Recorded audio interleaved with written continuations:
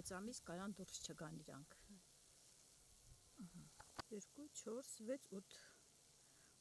8 մեղրահացի վրա լիքը։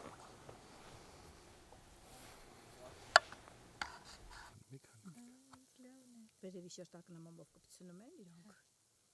Սրանց նման ճարտարապետներ աշխարհի երևի։ Սա ընդհանրապես դնում են, որ անձրևները չլցվեն, չփչացնեն։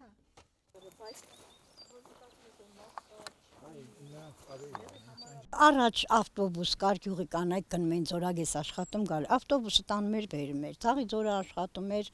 թեկուզ ես որ հիշում եմ իմ մերս էր, ասենք այն ժամանակ, գնում էին այդ քարփիչ գործարանում աշխատում էին, էլի ավտոբուսը տանում էր բերում էր,